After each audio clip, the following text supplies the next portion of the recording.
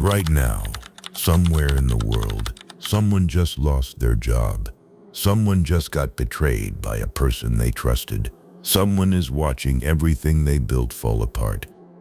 And yet, they are completely calm. That's not luck. That's not indifference. That is Stoicism.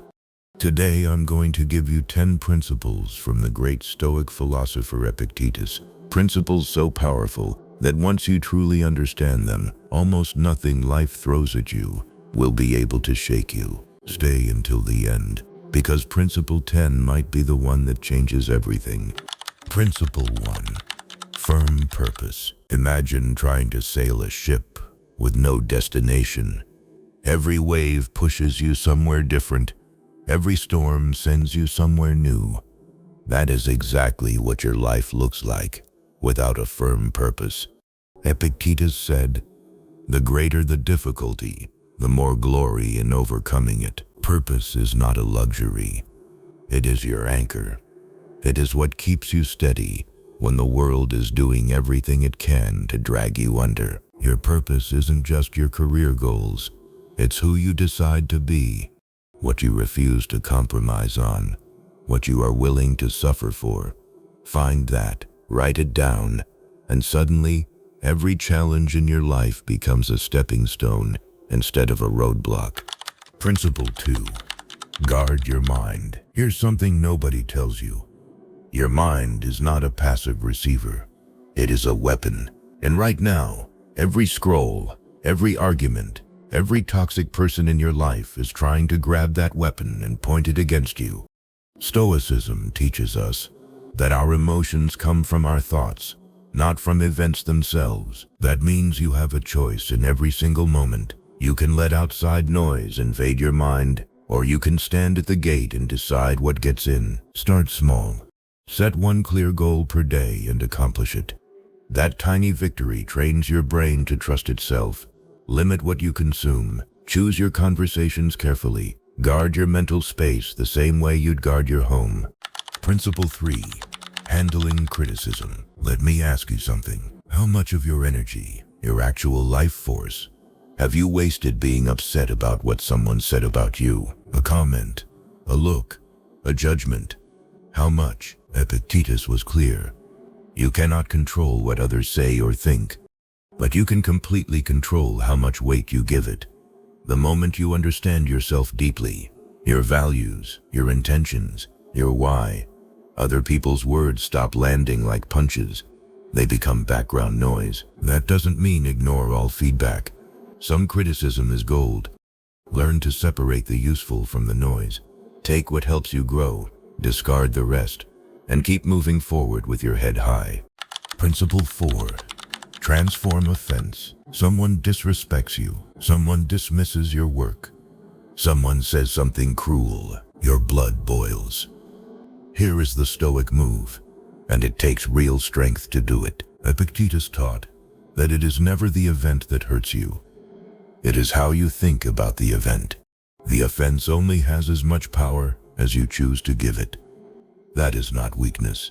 That is absolute control. Reframe it. Ask yourself, what can I actually learn from this? Is there any truth in it? If yes, use it to grow. If no, release it and move on. And if you can, try to understand what that person might be going through. Compassion doesn't mean you accept the disrespect. It means you choose not to carry it. Principle 5. Conquer fear and shame. Fear and shame are perhaps the two heaviest weights a human being can carry.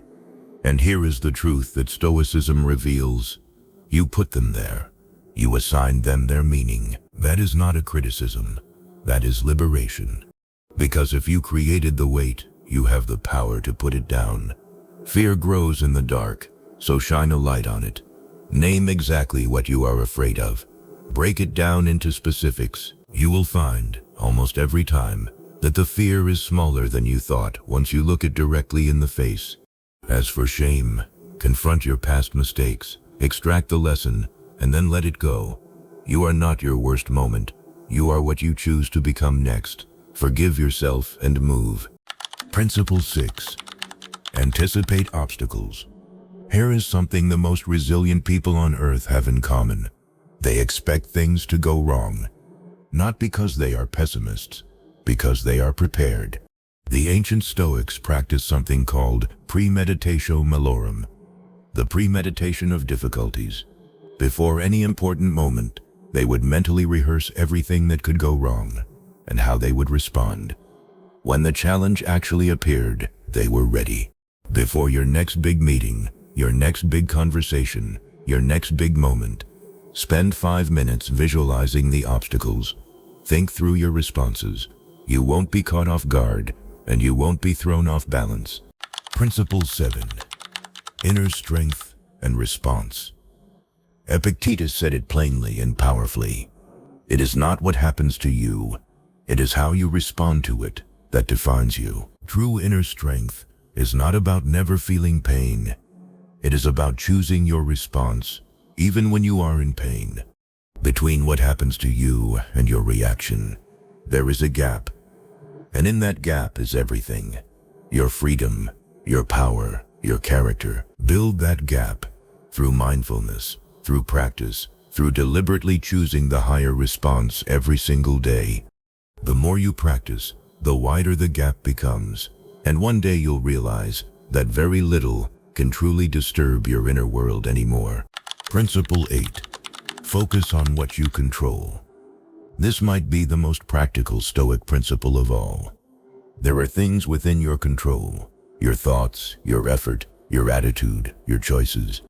And there are things outside your control, other people, outcomes, the weather, the economy, the past. Every drop of energy you pour into things you cannot control is energy stolen from the things you can. Stop, redirect. When you feel anxiety rising, ask yourself, is this in my control? If no, release it. If yes, act on it. This single habit will eliminate enormous amounts of unnecessary stress from your life. It sounds simple. Practicing it daily is one of the most challenging and rewarding things you will ever do. Principle 9. Practice gratitude deliberately. Gratitude is not a soft concept.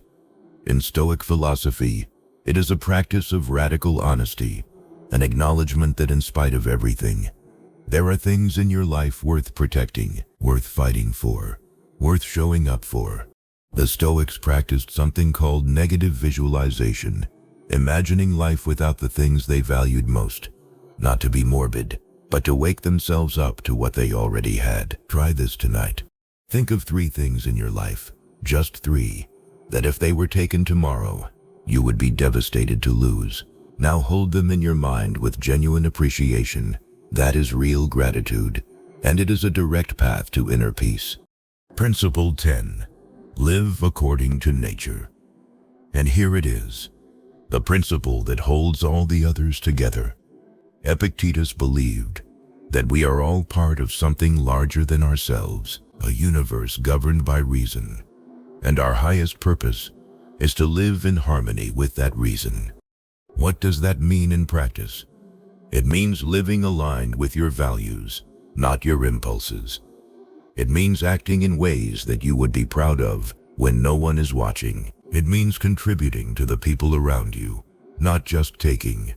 It means choosing growth over comfort, courage over convenience, and integrity over approval. When your actions align with your deepest values, something extraordinary happens.